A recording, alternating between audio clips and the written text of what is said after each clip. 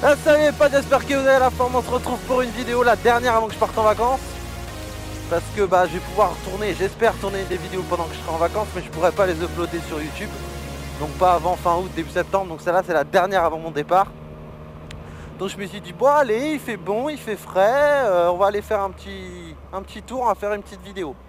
Donc en gros j'avais lancé il y a quelques mois une petite série de vidéos appelée questions abonnés. En gros, vous me posez une question et puis si je peux y répondre en vidéo, je le fais.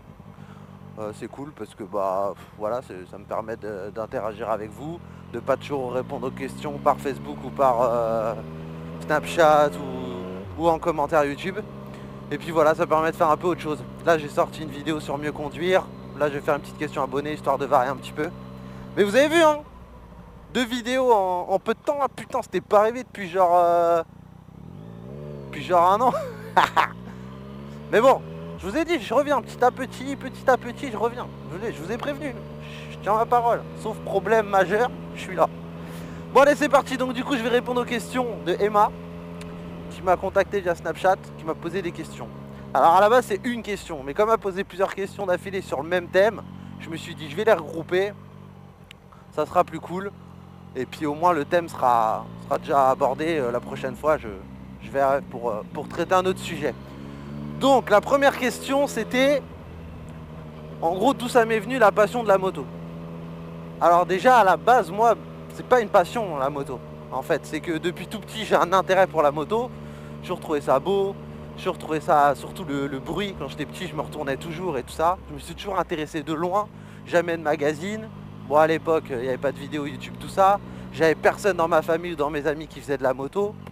Donc voilà quoi, ça m'est venu comme ça. J'aimais bien mais je me suis jamais intéressé. J'ai jamais regardé les grands prix à la télé. Voilà, c'est pas mon truc. Mais j'avais toujours ça dans la tête. Et en gros il y a un peu plus de 3 ans maintenant, je me suis dit, même plus, attends, je dis quoi, 4, ouais 4 ans. Il y a 4 ans, je me suis dit, pourquoi pas moi, tu vois, je me suis dit, pour moi ça me coûte, pour moi c'est inaccessible parce qu'il faut être doué en mécanique, parce que ça coûte cher, parce qu'il faut un garage, parce que tout ça quoi. Et au début c'est inaccessible parce que déjà je vivais chez mes parents, donc c'était hors de question. Et après, t'es autonome, t'as ton chez toi, tu rentres dans la vie active, t'as un salaire correct qui fait que c'est envisageable. Et je me suis dit, pourquoi pas en fait. Donc du coup, c'est parti. Je commence à regarder 2-3 vidéos sur YouTube, pour me mettre un peu dedans, pour voir si ça me plairait vraiment quoi. Parce que mine de rien, c'est un budget, le permis, tout ça, l'équipement. Donc je voulais pas pas me lancer et puis au final non quoi. Et du coup, c'est parti. Donc la moto, c'est devenu une passion, c'en était pas une avant. Pour avoir discuté un peu avec toi, je sais que tu es à fond dans la moto sans même avoir le permis en fait. Donc ça là oui, je comprends bien que c'est ta passion et que tu es dans ton truc et que tu roules avec des amis, avec ton copain, tout ça. Donc moi j'ai pas ça. J'ai fait du duo vite fait avec des connaissances, mais c'était pas mon truc. Et en fait je pense que c'est le motovlog qui m'a amené la passion de la moto en fait. Parce que sans le motovlog j'aurais pas roulé autant, parce que je prends pas ma moto pour aller au taf parce que j'en ai pas l'utilité. Enfin je travaille sur Paris, c'est trop galère pour moi dans bécane tous les jours sur Paris, ça me coûterait trop d'argent, c'est trop risqué et je vais plus vite en transport parce que c'est bien desservi mon boulot et tout, donc aucun intérêt. Donc c'est surtout le vlog qui m'a amené la passion de la moto et qui fait qu'aujourd'hui j'ai beaucoup roulé entre guillemets en loisir, parce que je me disais bon allez tiens je vais faire une petite vidéo, je vais rouler, alors que si j'avais pas le vlog, voilà, j'en aurais pas autant fait, j'aurais pas rencontré des potes, j'aurais pas, voilà.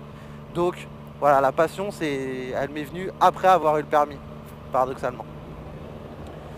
Voilà. Ensuite, la deuxième question, c'était c'est quoi ton meilleur souvenir à moto et ton pire souvenir à moto?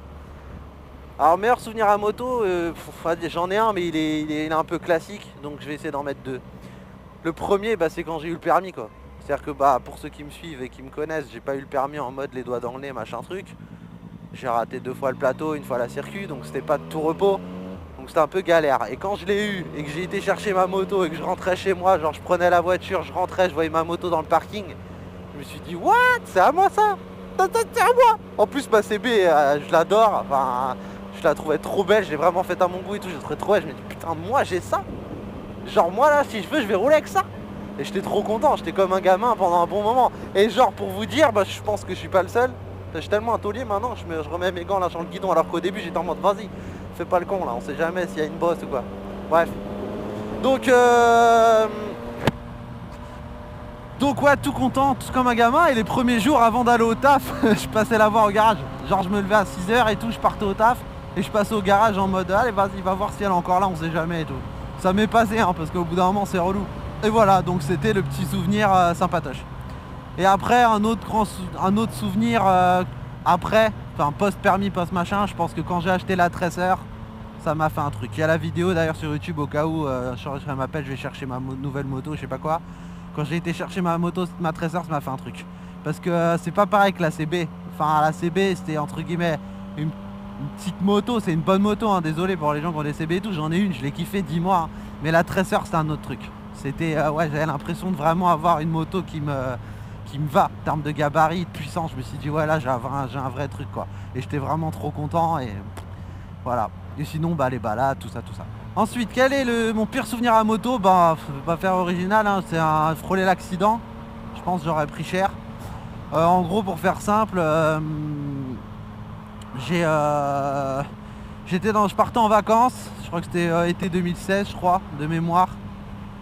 Ou 2015 je sais plus, bref c'était avec Denis Isa. Denis si tu regardes sur mes vidéos, d'ailleurs c'est comme ça que je vais le savoir, parce que si tu le vois tu vas m'écrire. Donc voilà, petit bisou à Isa et Denis. On partait en vacances, donc j'étais chargé comme un mulet, j'avais les valises, les sacs à dos, passagères et tout. Et c'était au tout début du voyage, 1 heure après être parti. On devait se rejoindre quelque part et en fait j'arrive à un rond-point. Et le rond-point était un peu bâtard, mais bon bref, c'est pas trop le truc. Et moi j'ai la sortie d'en face. Et en gros j'arrive dans le rond-point et je vais en face, je mets mon clignot, tout ça. Et la sortie elle était un peu bâtard, c'est-à-dire que ça faisait un Y, c'est-à-dire que la sortie elle était en face, mais en face sur ma gauche. Donc moi qu'est-ce que j'ai fait? Vu que c'était un rond-point à 2 voies, je me suis mis sur la voie de gauche puisque je vais à gauche. En fait à ce moment-là, au moment où je veux me rabattre sur la voie de droite, j'ai deux filles en Twingo grise à l'ancienne qui me sont passées devant, mais vraiment elles m'ont coupé la route, elles ont été tout droit, genre elles sont sorties de la sortie de droite et elles me sont passées devant. Et en gros là j'ai tout pris, enfin c'était mon premier vrai freinage d'urgence. Et en fait je vous le dis clairement, hein, votre premier vrai freinage d'urgence, ça sera pas un freinage d'urgence moto-école. Allez on tend bien les bras, on bombe le torse et puis on freine. Non, ça vous arrivera pas avant un bon moment de faire ça. Surtout que là j'étais vraiment surpris, j'ai tout pris, l'embrayage, tout. J'ai pilé comme un malade.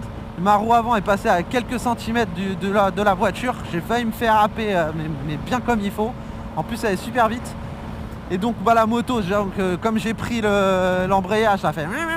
Vous imaginez le truc. Avec le poids j'étais déséquilibré, j'ai failli tomber, je me suis rattrapé. Mais je sais pas comment j'ai fait, toutes mes forces, j'ai retenu la moto. La voiture m'est passée devant. J'étais en mode mais qu'est-ce qui se passe?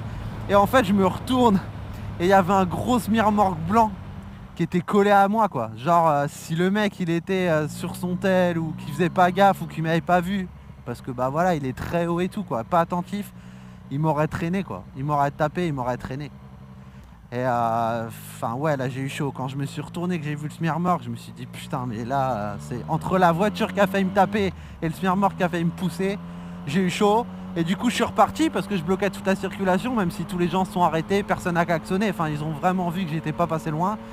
Au final je suis reparti. Et là quand je suis reparti j'ai senti que c'était différent d'habitude, parce que des fois je me suis déjà fait des peurs.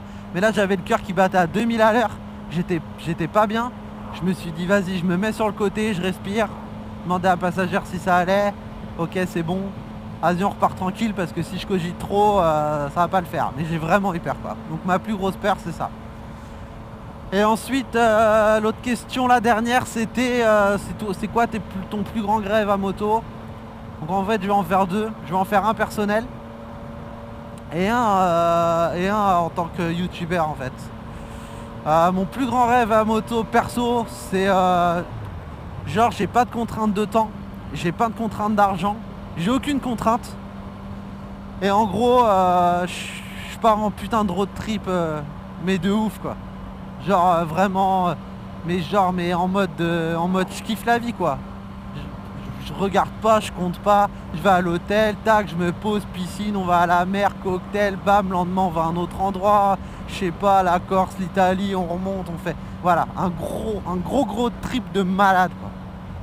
Et ça me serait vraiment mon gros kiff, mais sans prise de tête. Genre T'es vraiment aucun problème. Genre le road trip de rêve, enfin voilà quoi, tu kiffes la moto sans te poser de questions et tout. Enfin, en fait non, je vais tout droit. Enfin voilà, ce serait mon gros kiff perso, si possible avec ma copine quoi. Enfin voilà, ce serait vraiment un bon kiff. Mes grosses vacances, genre un mois et tout, bim. Et je reviens, j'ai fait tellement de kilomètres, la moto je la revends. Et j'en prends une autre de ouf. Voilà, ce serait mon gros kiff à moto.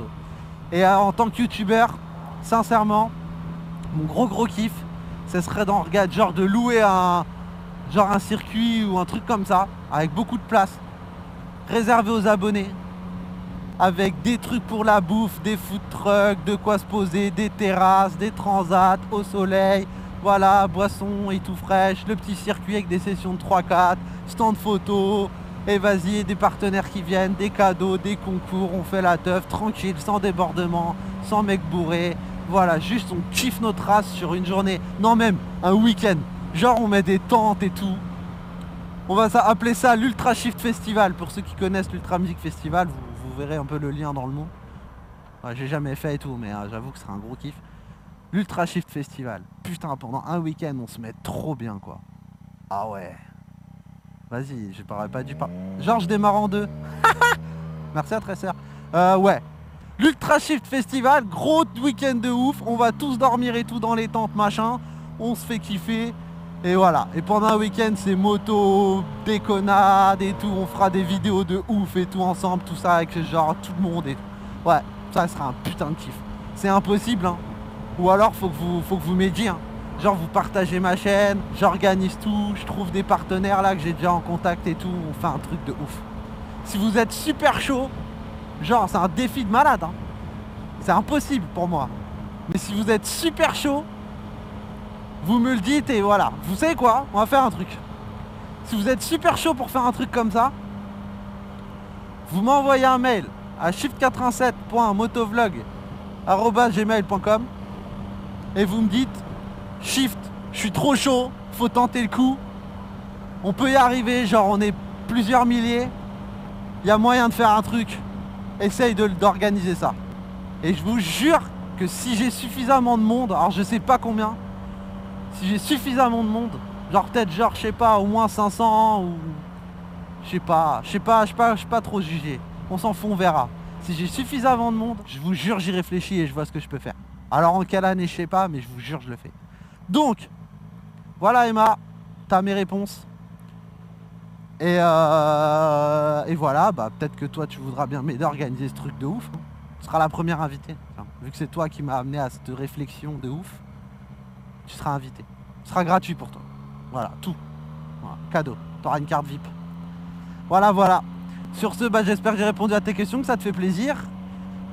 Les autres, bah, si vous en avez, vous pouvez me les envoyer par mail. Je vous répète, shift87.motovlog@gmail.com. Vous pouvez me les envoyer par Snapchat, c'est shift87 officiel. Instagram, shift87 officiel. YouTube, shift87 officiel, je crois. Ou je crois que Snapchat, ça doit être shift.87. Bref, vous cherchez, vous tapez shift87, vous allez bien me trouver, hein. Voilà, n'hésitez pas à m'écrire, à me contacter. Et puis bah posez vos questions en commentaire aussi, où vous voulez. Et puis si elle est intéressante, vous serez peut-être dans la question abonné d'IS3. Pourquoi pas. Allez, sur ce, je vous souhaite beaucoup de plaisir à moto. Soyez prudents, profitez de l'été. Mais bon, voilà, faites super gaffe parce qu'on a tendance à s'enflammer. Et passez de bonnes vacances. Et si vous n'avez pas la chance de partir, et ben voilà, essayez de kiffer quand même les week-ends, voir vos proches, de vous faire kiffer quand même. Et puis bah, bientôt, voilà, vous pourrez vous faire un bon road trip en moto. Et ceux qui n'ont pas le permis, bah, bon courage parce qu'à mon avis, là, pour avoir des places en examen l'été, c'est compliqué d'après ce qu'on me dit. Et voilà, bon courage et je suis là si besoin. Voilà, allez Emma, à bientôt. Et puis bah, n'hésite pas à me reposer d'autres questions. J'en ferai pas forcément une vidéo, mais voilà, y a pas de souci. Je sais que t'as pas encore le permis, donc voilà, tu sais que je suis dispo si besoin. Allez, salut tout le monde qui fait bien, à bientôt.